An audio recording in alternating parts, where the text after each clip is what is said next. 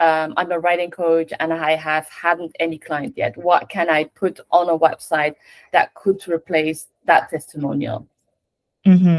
One key thing that could help you replace testimonials is a quote from a well recognized person in the field, because when people consider their options, obviously when your visitors are on your website, they are considering options between working with you or working with someone else offering something similar, and obviously they are looking for someone who offer the service in the methodology that they believe in. So if you have a quote from someone who's very well respected in that field and whose methodology and whose values align with yours, it would help you form like an alignment with your